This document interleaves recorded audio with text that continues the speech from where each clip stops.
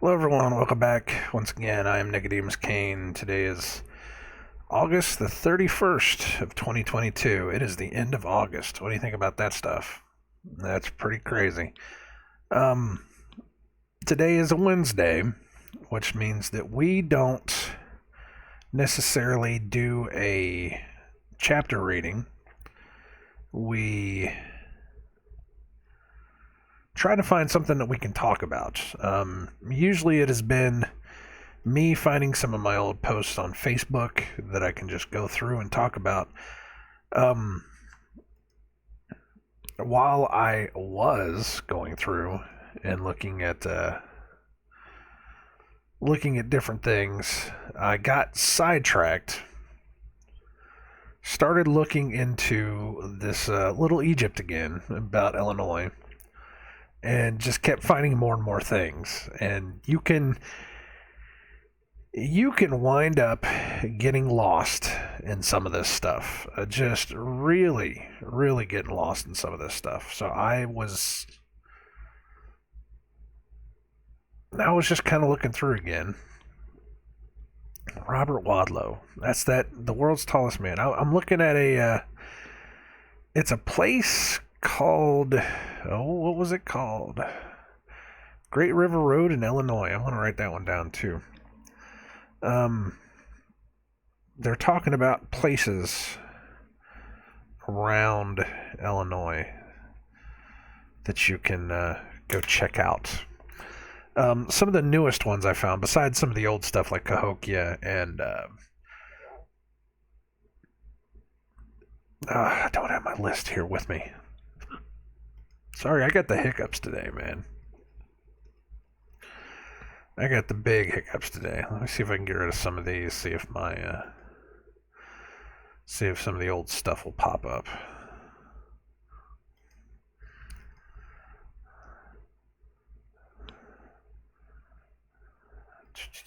I know. I'm not doing too good here. That my wife has the list. I gave her the list of all the ones, but there was the Kincaid. The Kincaid was one of them. Um, Kincaid Lake, which happens to have some mounds next to it. There was Giant City. Let's see if I can find that one.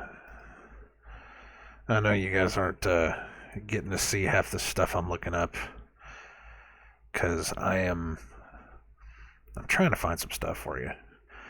So, Giant City. There's a place called the Garden of the Gods, which has a rock formation that looks like a camel. There's something called Giant Overlook out there too. That's interesting stuff, man. Of course, there's also a Bigfoot statue. That's cute. Um, but I was looking through. I was just looking through all this stuff, and it's amazing that the people of Southern Illinois have just absolutely um, taken hold of the Little Egypt moniker. I mean, they have, for somewhat modern peoples to know that they do not live anywhere near Egypt, but they decided, hey, we're going to name every single thing possible after Egypt. It'll be like a Pharaoh hotel, or, a pyramid falls, or, something. What was the one that I had up here was there's a school, Southern Illinois University. The mascot was originally the Maroons in 1951, of all times. They changed the name to Salukis, an ancient breed of Egyptian hunting dog. Really? It's a Saluki. It's an Egyptian hunting dog. Okay. Actually, this says Persian, but whatever. In 1953, the school received their first real Saluki as a mascot and named him King Tut. Why? I mean, it's just. No, here we go. Okay. In 1951, they changed their name. So a Maroon is a descendant of Africans in the Americas who formed settlements away from slavery. They often mix with indigenous people, eventually evolving into separate Creole cultures such as the Garifuna and the Mascagos. Okay. Maroons were escaped slaves. Really? This is crazy stuff. It's crazy stuff. Why would they do that? I don't know. I don't have any inkling or understanding. Some people say, well, racism is blah blah blah blah. You know, it's possible that racism is whatever you call it. The word maroon comes from the Spanish word cimarrones, which meant mountaineers. The Maroons of Jamaica. Of course, this also said a word derived from cimarron, which means fierce and unruly. Fierce and unruly mountaineers. Now, again, I'm not going to say that this is or isn't a real thing. We are talking about the history that they present us. So, you never know. I have to know, though, is there a...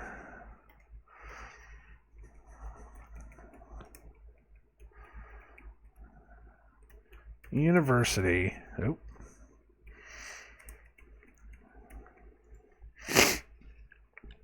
Sorry, I've got...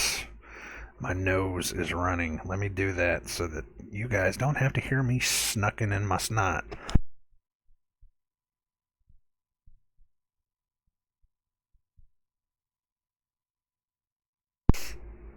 Okay, that's better.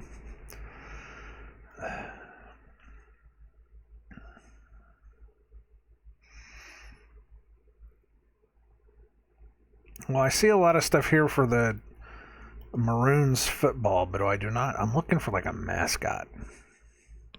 And of course, all I'm seeing is this dog. They don't have what mascot was the Maroons.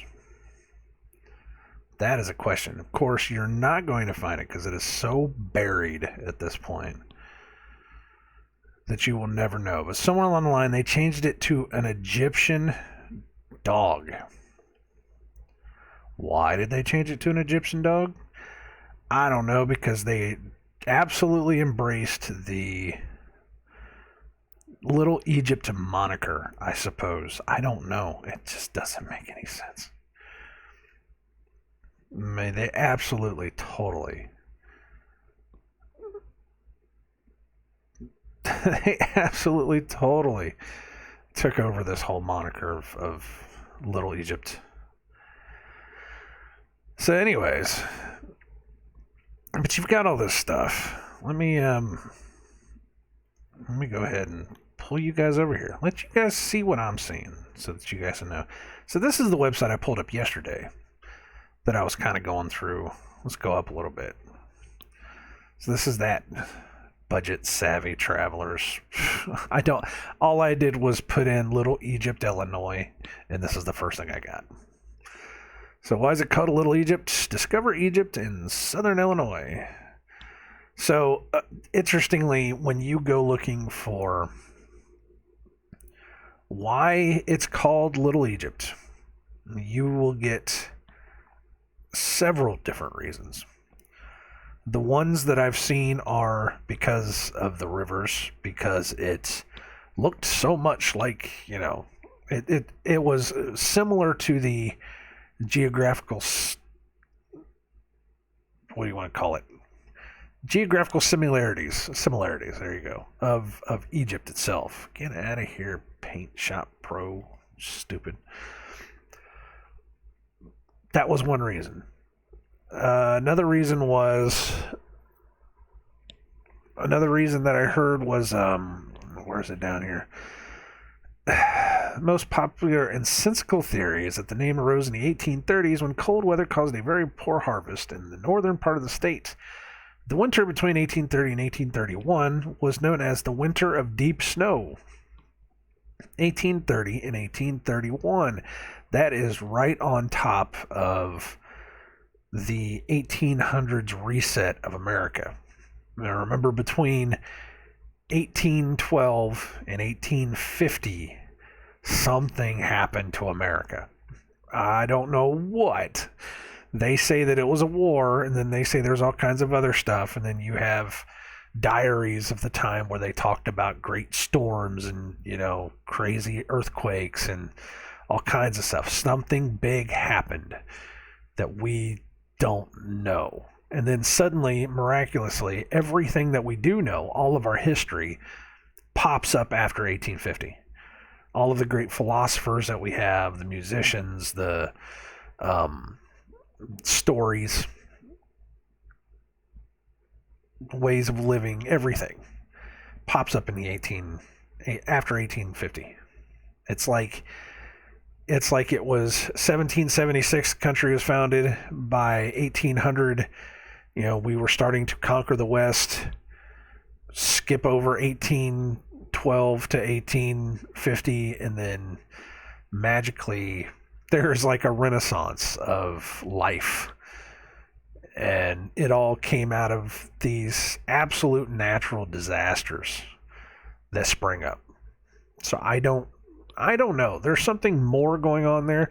People have said that they've gone back and, they've looked through family records and they've looked through history records and things like that, and they can't find anything.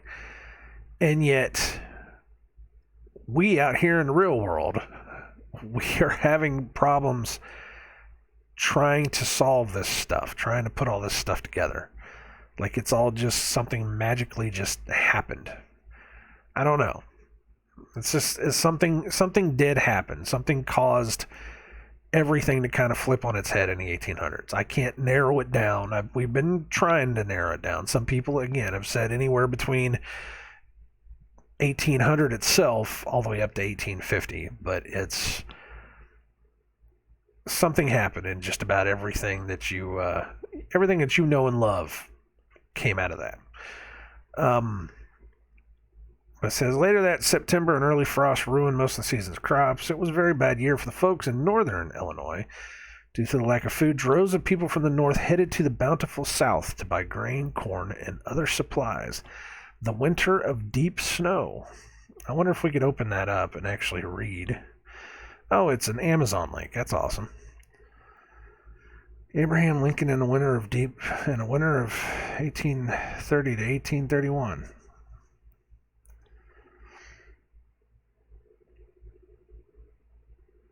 The hardest winter. Okay. Well, during the trek, Northerners associated themselves with the children of Jacob. Wait, what? Associated themselves with the children of Jacob, who in a time of famine were forced to head south to Egypt in search of food for their families during biblical times. Fleeing to the Carbondale region had essentially saved their lives and was deemed Little Egypt. This story was supposedly documented in an article written by Judge Andrew Duff. On those same lines, there are two other stories that I have read. Not just this whole, exodus from northern Illinois. Then again, I have also read something about Little Egypt being the land of milk and honey. Very similar to this. And if you take it into the context, and this doesn't have to be true, we have discussed America being Egypt over and over again. And we know that the Midwest is fertile cropland, all of it, from Indiana all the way out to Oklahoma, Iowa, everything. It's all fertile until you hit the mountains. So we know that this is the place where people, plant crops. There's more in Indiana than just corn. Not really, but you know how it is. So this is the place where they would have gone, because this used to be covered in water. Supposedly, the rivers used to be a lot higher than they are now. They still flood to this point. I've heard stories that the Mississippi can get 20 feet higher than it is right now. So it floods and it goes down and it leaves all this fertile soil and floods and goes down again. So this is definitely a place where you would go if you were fleeing to get away from famine. Now, it is interesting. You have places like the Ohio Valley, Mississippi River, the whole thing is one big valley. There's some of it that's pretty flat. There's other parts of it that are, pretty mountainous, I guess you could say. But there's a lot of valleys in there. Now, we have biblical stories of the Israelites going down into the valleys to fight the Amorites, Edomites, whatever it is, in order to take the land back. The land that was promised them, the land of milk and honey, the promised lands.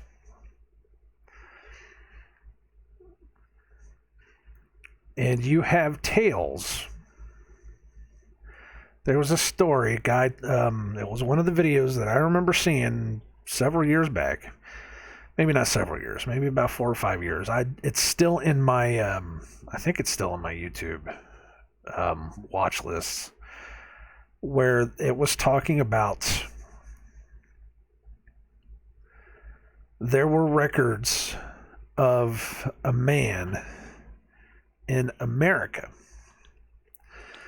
They had found these grain storage areas, and they had found written on the wall this tale of a man, a very important man, who came to the tribes that were there, if they were, if there were even tribes that were there at the time, and told them that they needed to store up food because there was a harsh famine coming. They did, and it was 7 years of famine. I think that's what they say. It's 7 or 10 years. I think it's what the story that they were telling said. And that this man, because he had the foresight to store up all this grain, and this is a North American story too. This isn't Egyptians. This is North American. That he became a great leader. That he became very powerful. Now, I can't go digging and finding that. I have no clue where that is right now. But it was just one of those things that blipped on the radar. And I remember kind of putting it in the back of my head thinking, well, that lends credence to just everything else that we've kind of seen. Absolutely similar to the story of Joseph being taken and sold to the Egyptians. Then he has a dream that he takes to Pharaoh and he says, we're going to have famine. We need to store up food. So they store up food. And that was when everybody comes to Egypt and sells off pretty much all of their land in order to be able to buy food. I'm going to go hunting for it here. So I'll just put this back on this.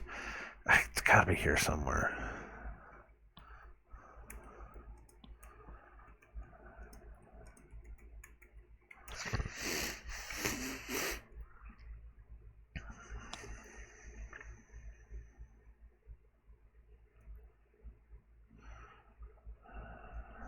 Let me try.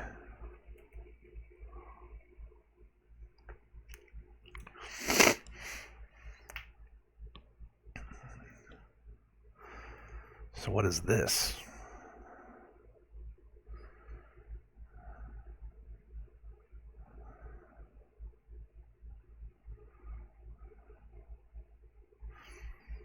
Oh, this is nice. This is a This is the Book of Mormon. Okay, we'll pull that back a little bit.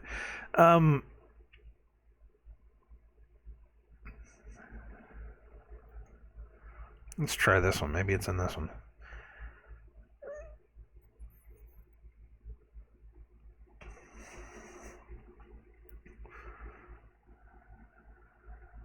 America is in general is the domain of Joseph. What? In general, biblical, rabbinic, historical, and other sources show that the 10 tribes settled among Western peoples. This does not mean that everyone there is a Hebrew, but rather that is where descendants of the lost Hebrews are to be found. That is something that we have talked about here before, too, is whenever they were scattered, they all went west. And this is where you have to start thinking, it's either they were either black Hebrews or they were the different. I'm trying to find the right words to say here. It was the different peoples, because I am pretty sure that it wasn't all. I mean, it could have been all about race. Hell, I don't even know. Because you have to remember that the human body can adapt very quickly. If you leave a human in a southern climate for more than 2 or 3 generations, their skin's going to start changing color. Could it get to the point to where their color becomes black and melanated? I don't know. I can't say for sure. But I can say that if you send people up to the northern regions where it's colder and they stay inside more and there's not a lot of sunlight, I think eventually their skin could change. I've already said that I have a tan that will never go away because I moved down to Florida. I spent most of my life, not most of my life, my entire childhood, I've spent 16 years in Florida, and I have a tan that doesn't go away. If I would have stayed in Indiana where I was born, I wouldn't have this. But because I went down there and I got cooked for 16 years, my skin color has changed. Now, if you pass that down from generation to generation, don't you think that if you were to have been working outside constantly, building outside constantly, doing all that, your skin color would change? Wouldn't you think that it would be the exact opposite if you moved to the north from southern territories? It's speculation. Again, it's speculation. Somebody could probably find a place where it says, no, that's not true because it's this and this and that. And I could believe that. At the same time, I also think that human beings have a natural adaptation that we're able to change based upon our climate. So I'm not saying it's absolutely a real thing, but when some of the tribes moved north, could it have been that they got up there and the skin colors lightened up? I don't know. I'm not going to say yes or no. I know we have to take this in consideration of thousands of years ago, not modern times, because modern times, I think a lot of it has become so enriched in the blood, so enriched in the DNA. Back then, though, I think it was a little bit more malleable. You talk about 2 different kinds of children that came out of the line of Jacob. One was ruddy and hairy, and the other one was something that we don't know. And then the ruddy and hairy one moved up north and created this whole race of people. I don't know. It's just a theory, and again, it's all I got is theories. But when the tribes were scattered all along everywhere, so many of them landed in America, and it was entirely possible for them to sail across the sea. Vikings have been doing it for years. I am pretty sure the Egyptians were doing it, and I am pretty sure that there were probably ways, land bridges that we don't know about. I don't know. Again, all I got is speculation. I mean, we did the one thing where we took the map of the world and we took the water levels down 300 feet, and all these land bridges started opening up. So some way, somehow, these people were able to go and move around, and it wasn't that oh, you just move the water down and all these land bridges happened, and maybe they were just there constantly. It was, you moved them down and you could see where the edges of the water were, where the edges of the water used to be. Now, the Bible itself talks about times when he will flood the world again. He will open up the rivers. He will flood the rivers. He will cause the waters to dry out. But then at the same time, he will cause the waters to dry up. The book of Jasher talks about 2 floods. I think Jubilees was one that talked about a couple of different floods.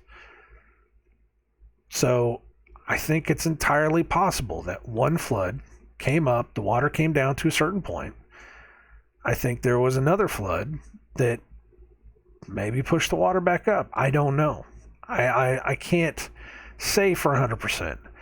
What I do know is that there are lips and ledges. Lips, like a land land lip, ledges, whenever you take the water out, that you could see that there were people that were living lower than the land that was above it. And we have proof of that with pyramids and roads, these formations that look like somebody built these things. There's, what is it? Oh man, what is it called?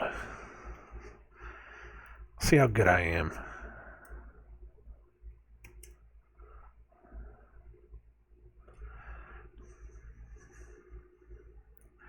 Bimini Road. There it is. That's how good I am. Bimini Road out there just off of the Bahamas. Is there an actual lion?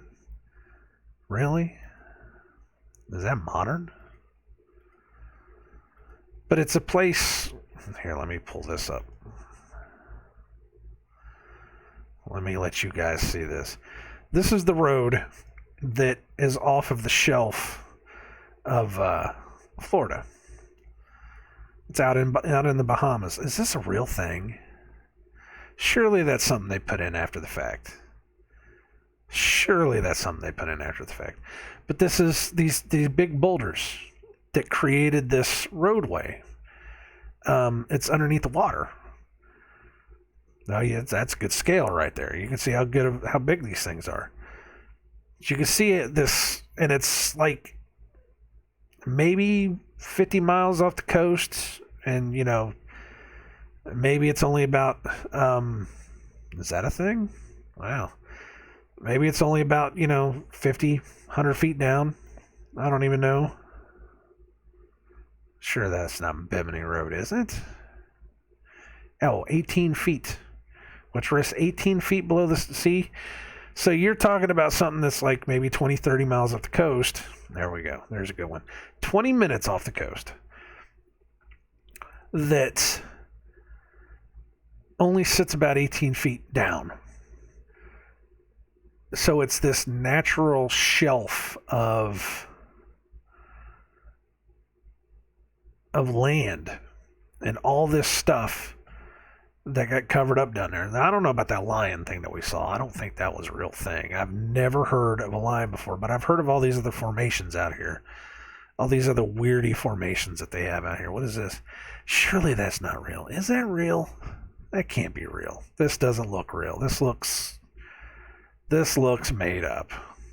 That can't be real. I've never seen that before in my life. It's possible that it is real, but I'm not going to say for 100%. But this stuff is out there. I don't think that's real either. That looks fake. But this is, again, it's right off the coast of Florida. So it's something. You have the pyramids that are off of the coast of Japan. You have, there was another one. Let me see here. Hold on a second.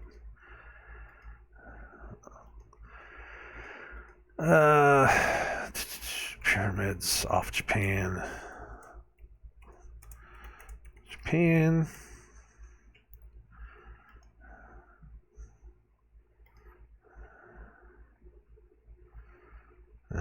You got those.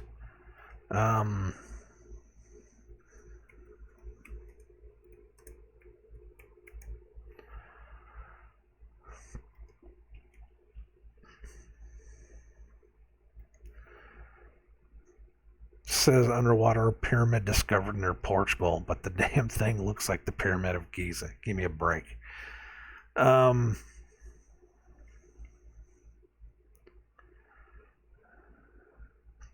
Is there a crystal pyramid underneath the water? Some of these are just ridiculous. And I think they do this on purpose, as they show you the most ridiculous thing ever, just to throw you off the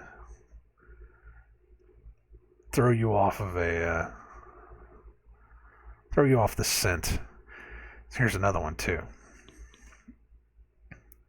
So you've got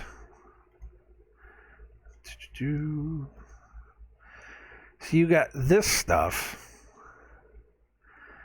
This is this wall in Japan, perfectly squared wall, and I think these, if I remember right, these were oh, that one sucks. Yonaguni. This is probably only like 20-30 feet below the surface. So, you take that, you take Bimini Road, I mean, you only really need to take it down 50 feet, right? But these things exist. These things are out there. And then there's another one right here. See, this is the one from Japan. I wonder if we can go this way. I wonder what's going to pop up. Yeah, we don't need any of that stuff, even though that stuff's pretty crazy. But see, you've got step pyramids here. You've got this. I have no idea what that is. Is that a riverboat paddle? They're talking about underwater pyramids in Portugal. Let's see what else there was. See, I looked in pyramids in the ocean, and you get crazy stuff like this. I don't know what this is. I've never seen this before either. It looks modern. It looks new. But then you start seeing like the really heavy conspiracy stuff, and you're just like, come on, man, really? But there were more of them. I just can't find them.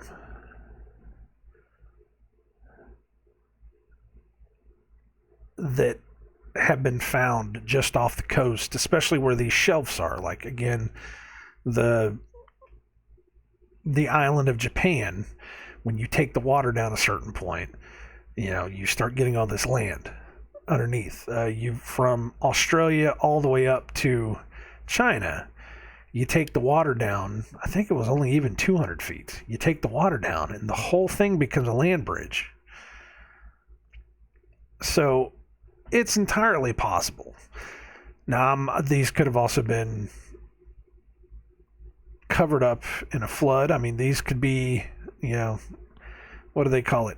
Antediluvian, pre-flood, or no? Is it antediluvian? That's what it was. Before the flood. Let's just say that, so that I don't have to worry about what the heck I'm saying. So you got stuff like this is the same stuff in Japan that I remember seeing on the it was a History Channel thing. And I was like, really? Yeah, these big, huge. Some people say they're not pyramids, they're just kind of these weird steps. But when you look at the whole structure, the whole thing becomes a pyramid. So it's something going on. What's this? That is not even real. That is fake. That is fake beyond fake. But this is probably what this whole thing looks like. It looks like a big, huge city down underneath the water. Then they had stuff like this, where this whole section of this rock was cut. One cut, and it was cut perfectly, and it continued on all the way through here. And it was something like it stretched for, 100, 200 feet, and they could not figure out how in the world they could have cut that.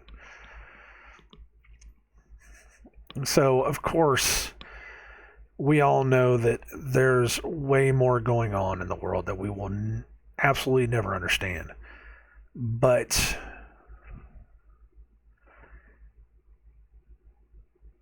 going back to what we were talking about, whenever the Israelites were kicked out of Jerusalem and they scattered to the winds,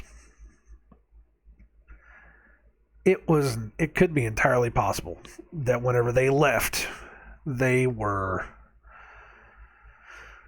either went from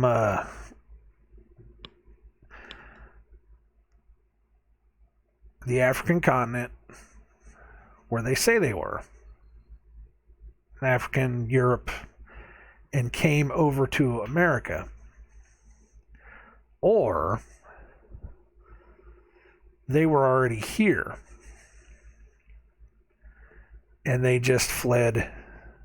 Somebody said north. I don't know. I don't have any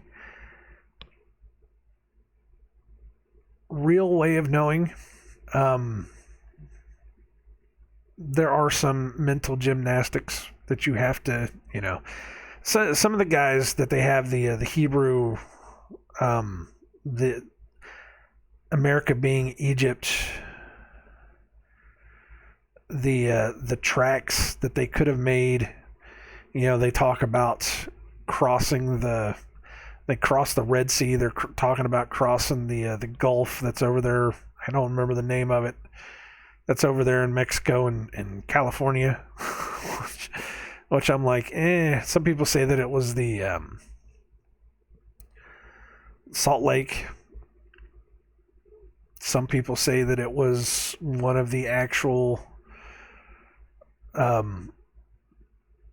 lakes, the Great Lakes. I don't know.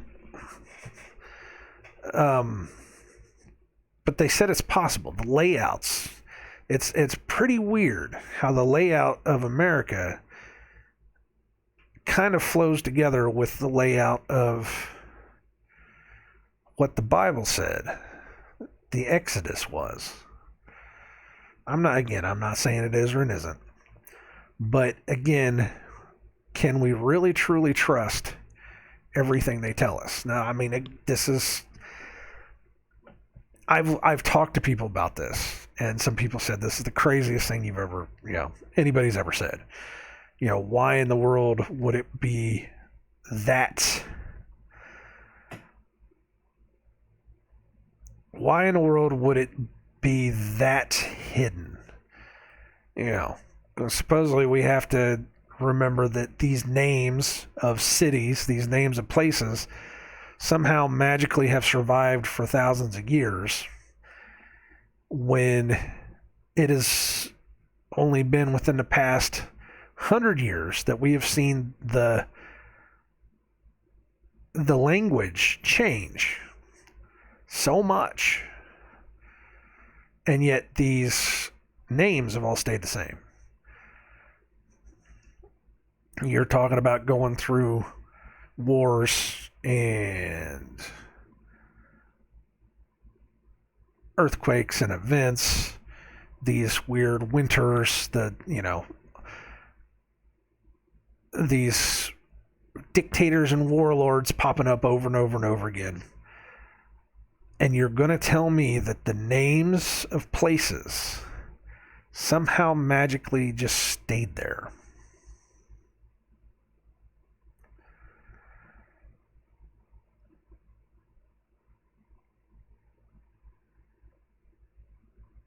And yet,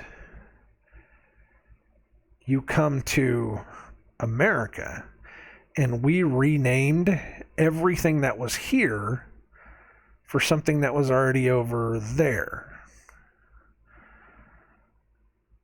See, it's very strange. It's one of those things that it's like you can understand how evil works. True, 100% evil. The devil doesn't play fair. He's doing his best to mock us, to shame us, to ridicule us, confuse us. And for all intents and purposes, I still say that this is the season of Satan. Whether it is the true season of Satan or not, this is a fallen world ruled by completely evil men that have lied and manipulated us. Lied to and manipulated us from the beginning of our lives. So, saying that this country, America, South America, North America, the entirety of it, could have been a place where there was an entire Egyptian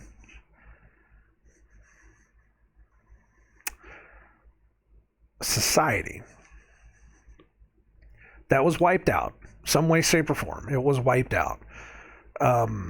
Bible says itself, it will wipe out Egypt, just like it did with Egypt, on the other side of the pond. What we know is Egypt on the other side of the pond. The only difference being is that a lot of that stuff, we don't even know if it's real, because a lot of the Egyptian monuments, the statues, the pyramids, everything, if you listen to their actual history of it, they rebuilt a lot of that stuff. So, was it that they rebuilt it, or was it that they built it, period? There are some people out there that think that the pyramids of Giza are only, 200 years old. Once they had modern machinery, they built all these pyramids, and then miraculously it's like, hey, look, they exist. I don't know if I want to believe that or not.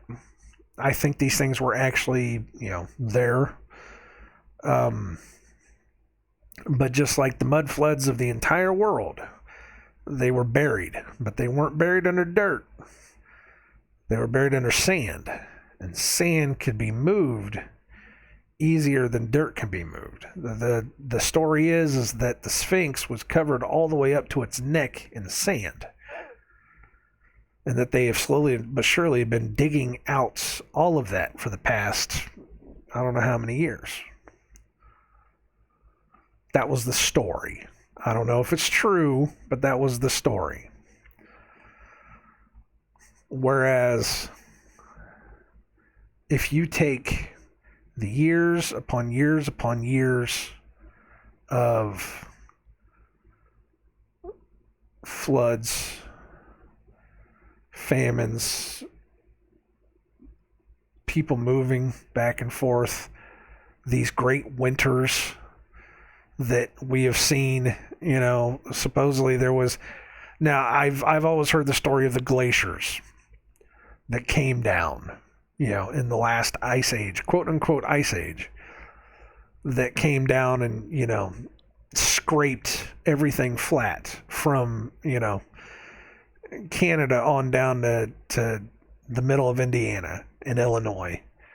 And then it receded, and then all that stuff was there. But then you hear about these great winters these crazy wild winters. I lived through a winter where we got 10 feet of snow. I think it was 10 or 12 feet of snow. I don't remember how much it was. It was whenever I was a baby. It was 1978. Was it 78? The winter of 78? And we just got dumped on. And there's pictures that I have of my dad standing on top of his car, digging out his car. They just had massive dumps of snow. Now, those massive dumps of snow, if there were no buildings, nobody there to move the snow around, to, no place for the snow to go, when that snow moves and starts melting, it's got to take some of the dirt with it, right? Like a mud flood. So what if? What if we have so much more buried underneath us than we ever know? What if all these places, all of these Egyptian cities, what if this was an actual thing?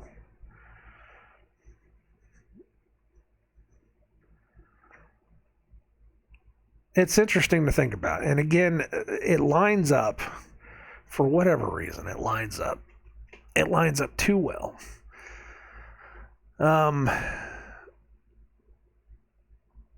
But it's just weird that this whole little Egypt deal. So Cairo was a shipping town. Apparently it's abandoned now. Apparently it's an actual ghost town. So that's going to be interesting going down and seeing. So what is this? Several towns in Illinois with Egyptian-related names. Cairo, Carmi, Karnak, Goshen, Thebes, Dongola. There's more than this, though, too. There's a couple other ones as well. But this is the whole Little Egypt thing. There's something going on. This is Cairo, of course. It's a peninsula. This is that thing I was talking about with the Southern Illinois University. So this dog, they called him King Tut. And when this dog died, he got ran over by a car, of all things. They put this pyramid. It's amazing how these people are just embracing this stuff. This is the dog. This is the statue of the dog. It's amazing how it's like, we're just going to embrace this this Little Egypt thing without really understanding, why. Again, you've got pyramid. There's a pyramid, or not a pyramid lake. What is it called? A Lake of Egypt. A Lake of Egypt. What? Apparently there's a I don't know if I've got that pulled up or not. I got the Gardens of the Gods pulled up, which is this thing right here. This Garden of the Gods recreational area. It's a rock formation, like a camel rock. This is for all those that love to believe that everything rock formation related is an animal. I'm not going to say that that's a camel. I'm going to say that it's interesting, though. Of course, a lot of people would, they'd have to say, well, if America is Egypt, then where's all the animals that such and such, blah, blah, blah. Well, that's one of those things you're going to have to figure out, too. And you have to remember that for 100 years, when the Manifest Destiny started, when they said, when the rulers that should not have been back then either said, we're going to take over the entirety of the American continent, and they moved from the east to the west, bulldozing everything, they killed all the animals. They almost completely wiped out the entirety of the buffalo. Now, if there were biblical animals in the Americas at the time, they would have wiped them out too. And then they would have slowly made sure that history was not known. It's possible. I'm not saying it is what it is, and it sounds crazy, and when you logically think about it, it just doesn't work. But you also have to remember, that these people tricked the entire world into giving up every bit of freedom that they had just for something that only hurt a sliver of the population of the world, 0.001%. They tricked everybody, fooled everybody. And they did that with television, media, radio. You know, think about what you could have done if all these people had was newspapers and word of mouth. Think of how bad the damage could have been. Because now we can look up and we can get on the internet and say, this doesn't make sense. There's a video of a guy that's talking about this that doesn't make sense. That, you know, think about if we didn't have that, if we just took their word straight up, we could be so easily controlled and manipulated. So if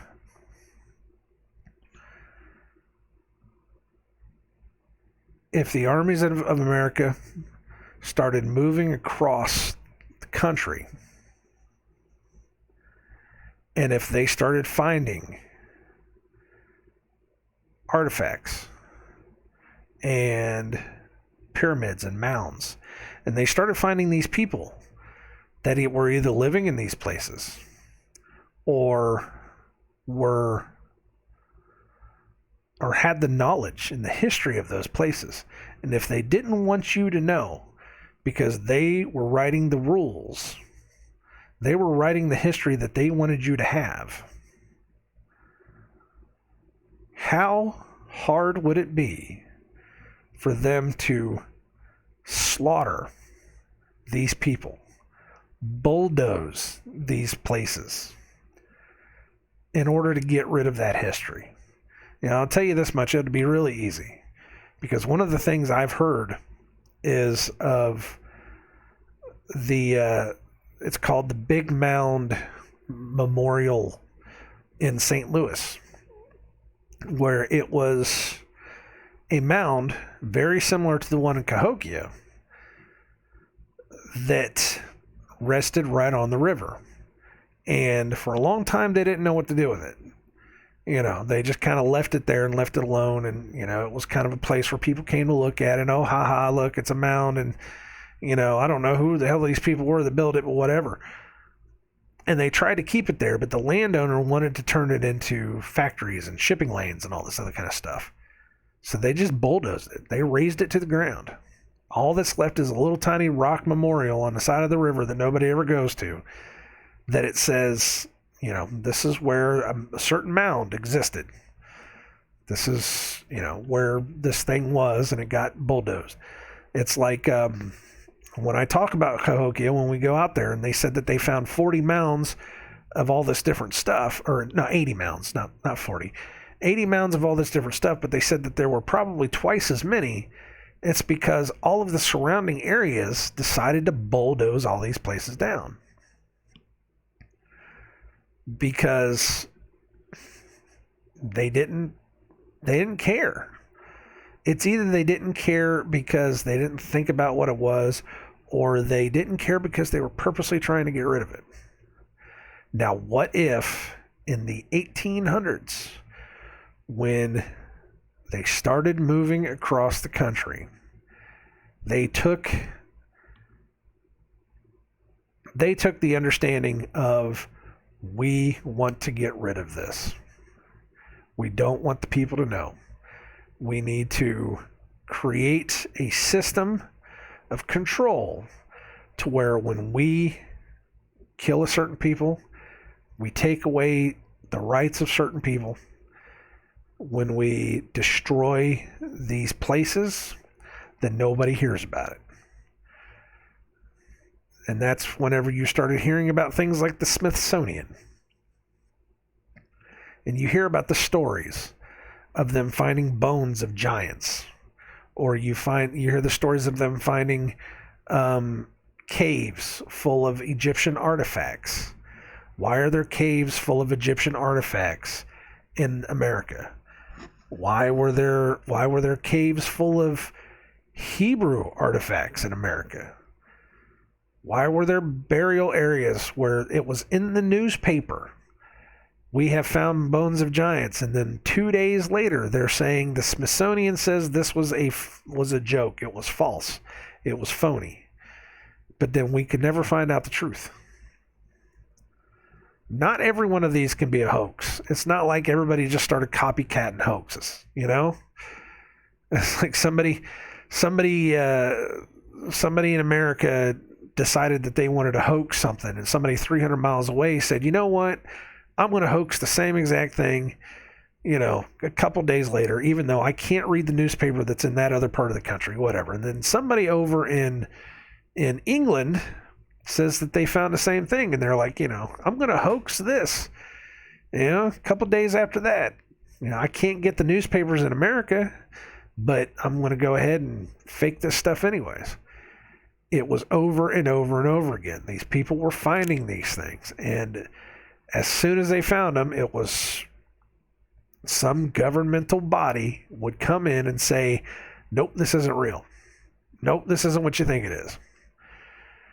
And then they started giving you the history. They came up with an educational system where they told you what they wanted you to believe. They only told you the history that you needed to hear.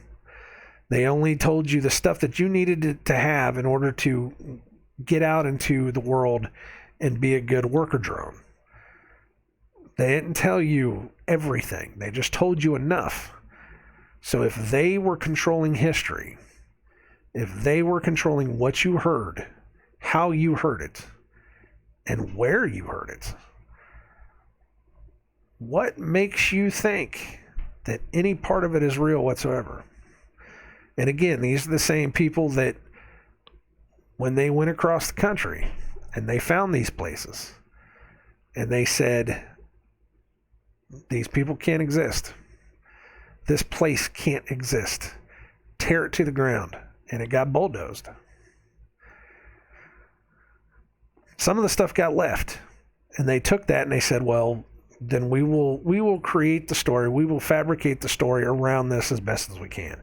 And I know that there are people that will say, "But my sister, my brother, my whatever has gone out to these places. They are a teacher, they are a scientist, they are a scholar. They went out and they found all this stuff and they did this stuff, but they're still running off of the education that they gave the rest of us. They're still going off of what they had." And I have had friends. I had a close friend in college that his father was a professor, and he had gone out to places in Arizona, Wyoming, digging up these places, digging up these cities and things like that. And what they say is that it is very easy for you to find something that doesn't make any sense and you turn it into somebody, because you're supposed to turn this stuff in. It's the protocol. Is if you find something that goes against what they say, you turn it into a higher figure, and you tell them, we found this. This doesn't jibe with what's going on. And if you even get a reply back, it is always something along the lines of it's an oops. It's an out of place object. It is something that magically got there and they don't know how, and that they will look into it. This is the word that I got from my friend. This is, he was one of those that, he would tell me, he was like, it's amazing how much they will tell you isn't real. It's what they say it is. It's not even what you could attempt to think it is.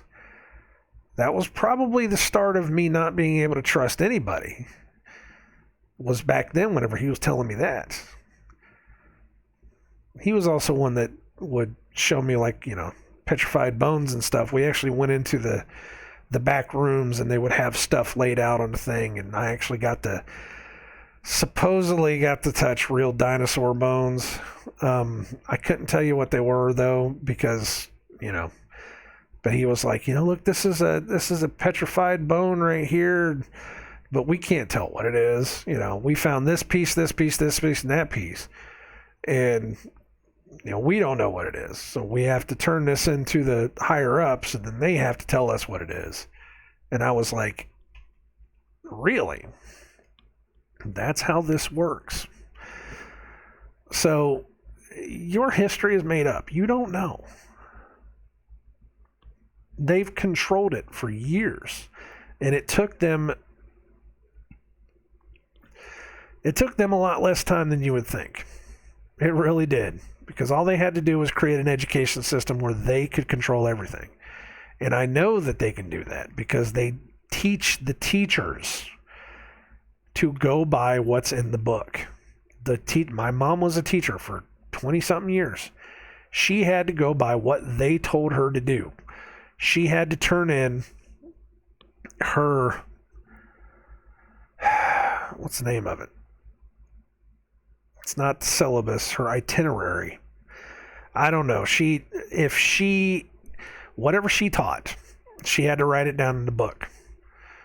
Day by day by day. She had to turn it in at the end of the week. If she wasn't following along with what the school, and this was back in the 80s and the 90s, if she wasn't following along what the school system said that she had to teach, then they would have to talk to her.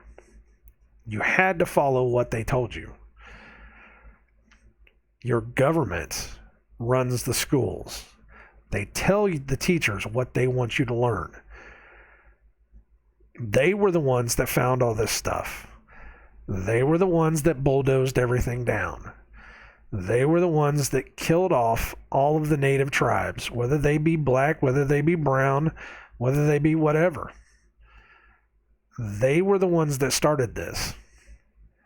And it is extremely easy for them to have said, these people weren't here. These people got shipped over here because they're the ones that control the logbooks. They're the ones that control the birth records. This is why people fight so much to come out of governmental control. Because they have manipulated us into this point. And the more you find out just how much they know and how much they've manipulated you and how much they've lied to you, the more you tend to find that there is a reason for it. On the very back end of this, there is a reason for it. That is 7:15. How long have I been talking here? I've been going for an hour.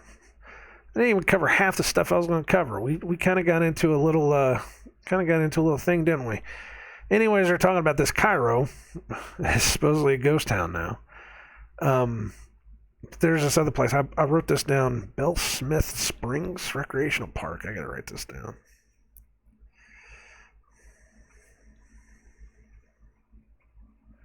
Springs.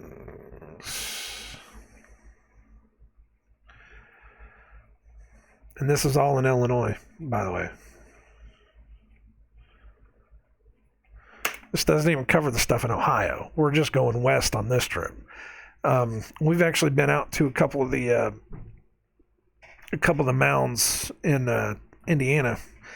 Mountain State Park in Anderson, which I just found out the circular mound that they have out there.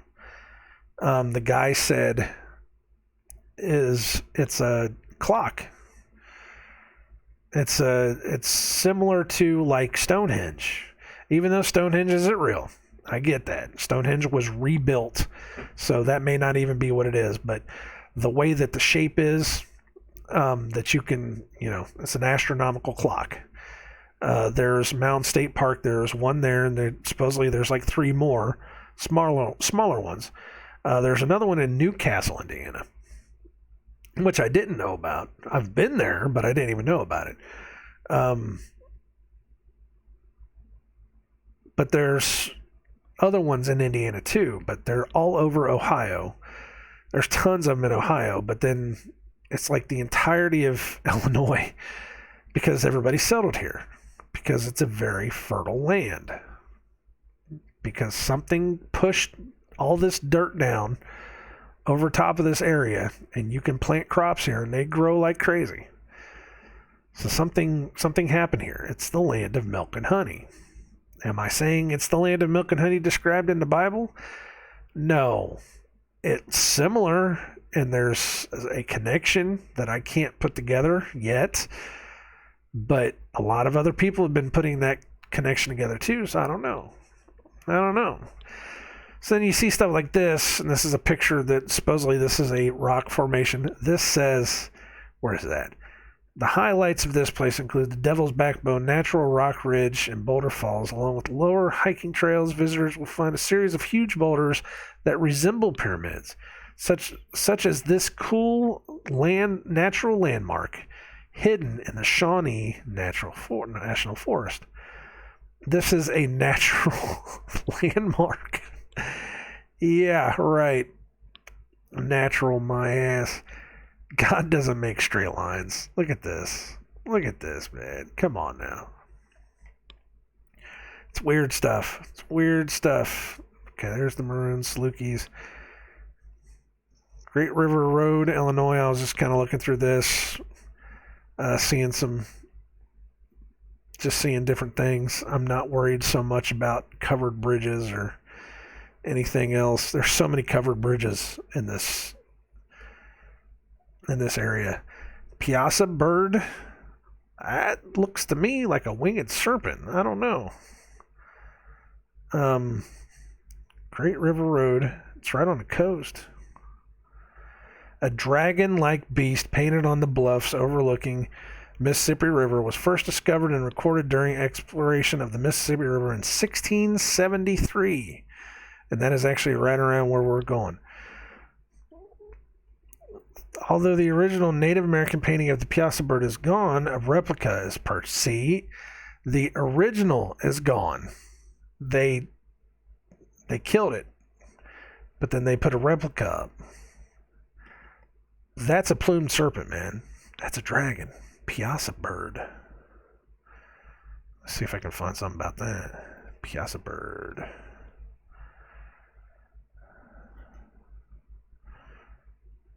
Wait a minute.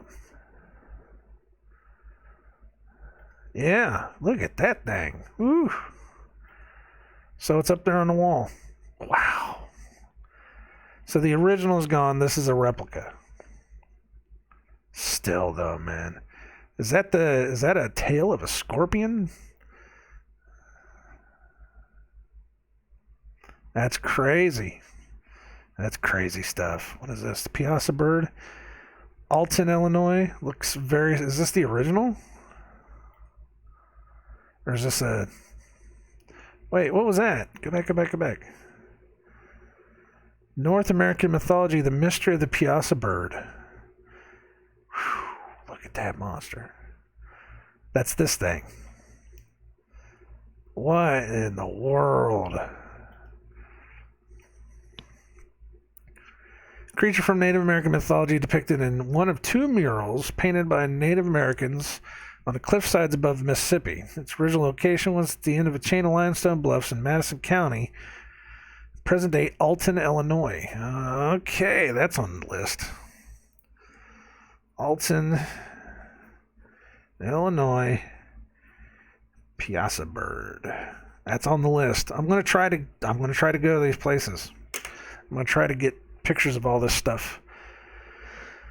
Based partly on 19th century sketches. See, this is not the real thing though, but I want to go there. It's been placed on a bluff in Alton, Illinois, several hundred yards downstream from its origin. So even its origin is different. The limestone rock quality is unsuited for holding an image, and the painting must be regularly restored.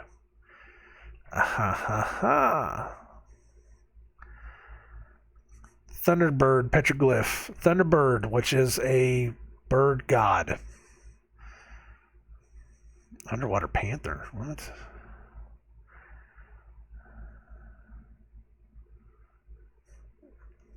Small legend of the piazzas. This at Alton? Okay, so we're going to go check that out. But then, of course, one of the notes is Cahokia. Dragons. See, crazy stuff, man. It's all this stuff around Illinois. And, you know, you talk about Wadlow. You talk about giants. Wadlow came from Illinois. Tallest recorded human being. Ulysses S. Grant statue. Have they not torn that one down yet?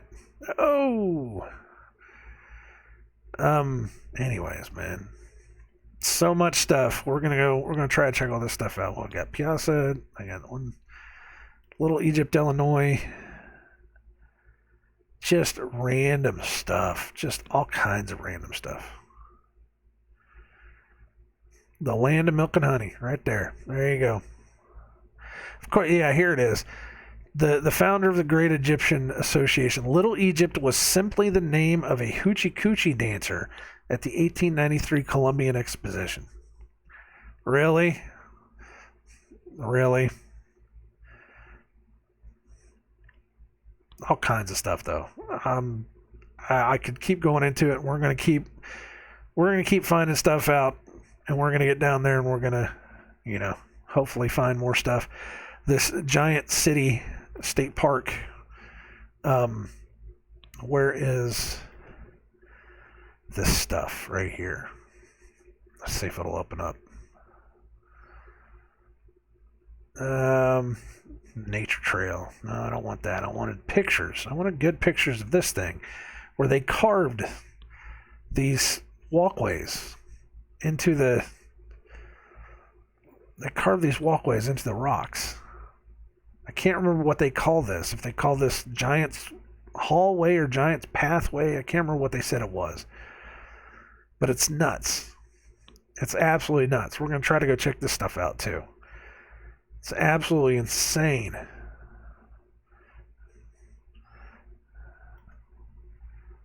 But then, of course, every bit of this, like I said, every bit of this has legends and tales of giants. Every bit of this has legends and tales of all kinds of weirdy, crazy stuff happening around it. And then, you've got the pyramids themselves that they say took 300 years to build with, one person hauling a 50-pound bag of clay,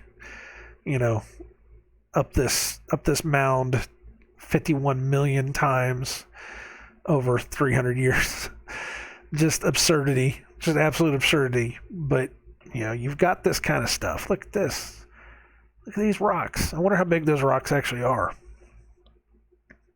I bet you they're huge. Look at that wall. That's a giant wall. For what?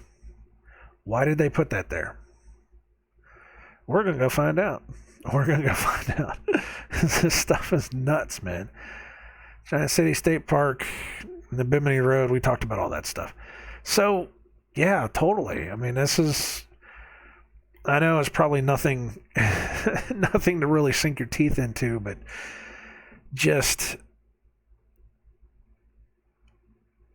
there is a history here that I am trying to uncover as best I can. Because again, we are told one thing. We are told that all the people that lived here were just savages. That they moved from place to place. They never stayed in one area for longer than a season. They went out, hunted buffalo. Couldn't even wear any kind of actual shirts or anything. They were all walking around in loincloths and, played with bows and arrows. We know that's not true, but that's what they tell us. And then you find these places, these mounds, these pyramids, these great structures. And the natives that were there when the white men came through said this stuff was already here. That we didn't make this. Because according to them, they were hiding out in caves because there was a great catastrophe that came on the land. Maybe that's part of it. Maybe the great catastrophe that covered all this stuff up, that, did everything, that caused everything to be, as nice as it is. Maybe that's why they fled underneath the ground. That's why these supposed ant people helped them. But whenever they got out, whenever they escaped, because the ant people made slaves of them. I've talked about this legend before. It's hilarious. But whenever they escaped and they saw these places and they just moved into these places, it was all ruined. But, they kind of just lived around there. And then that's whenever, everybody came through and they were like, what are you guys doing here? What is all this stuff? And they just said, this stuff was here. This stuff was here when we got out. So now we're just kind of living here. So what does it all mean? There's a story here. There's a history here. We're trying to find it out. And there are other guys that say that this country is not what they say it is. It lines up very similar to other countries. So I want to know the full truth. I want to know exactly what's going on. And that's why I've covered this a million times. Because it's where God's leading me. I don't know why. I don't know why for exactly, but why for? I actually said I don't know why for exactly. What the heck? I don't know why exactly. But I know that there's something to it. So that's what we're doing this weekend. We're leaving on Friday, and I got this list. Man. We're going to try to hit everything that we can. And the best part about it is from where we live, everything is only like a 4-hour drive. So it's like a 4-hour drive, and then you can loop the entirety of South Illinois and then come up to the other side on St. Louis, and then it's a straight shot 4 hours back to the house. So it's like a day trip. But we're gonna spend 3 days out there at least. We're gonna try to get some good stuff for you. I'm gonna try to record everything, take pictures, and then I will share everything with you guys so we can see just what the heck's going on. But that's what I wanted to talk about. Little Egypt. It's weird. It's just absolutely weird how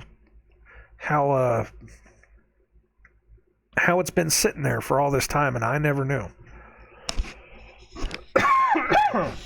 Excuse me. I never knew. Most people never knew. You have to actually go look this stuff up to find out where it is. And I've kind of heard it over and over again that, there's a pyramid in Illinois that has a base that's as big as the Great Pyramid in Giza. And it's like, okay, sure, and you hear it and somebody says, oh, it's just a mound. It's not a pyramid, it's a mound. But then you actually listen to it, actually get into what it is, and it is a pyramid-shaped mound whose base is as big, and some people said bigger, than the Great Pyramid of Giza. Somebody built this thing. It's there. It exists. They talk about Cahokia being the greatest prehistoric city in North America.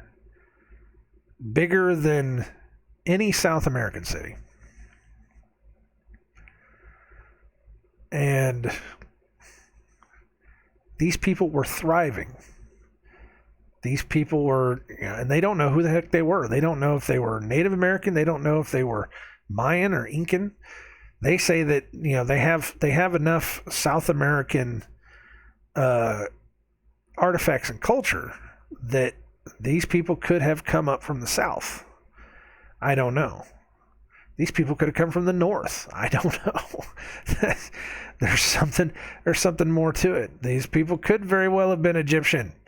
And, whenever they came through, they just took everything away from them. All the artifacts they only left the artifacts that they wanted us to see. So you don't know. It's because it's the people that found it first are the people that get to tell the story. I guess that's the best way to say it, is the people that find it first are the people that get to tell the story. And that's the only story you get. So we're going to go out there and we're going to hopefully get some kind of insight to all this. Find out something. I don't know. But we'll let you know what happens. It's going to be interesting. I hope none of this was boring as heck. I know there's some times where I look back on it and I think, man, some of the stuff I say just sounds so contradictory to everything. But we have to ask those questions now because nothing makes sense anymore. It's been lie upon lie upon lie. And now so many of us are waking up to the fact that we may never have been told the truth. There may be so much more to this than we know. So now all we can do is we're putting boots on the ground. We're putting boots on the ground. We are going to go find out what this stuff is. So anyways, I'm going to go. I got to get some food. I will talk to you all later. God bless everyone and take care of yourselves. Don't listen to me. Find it out for yourself. Prove all things to yourself. And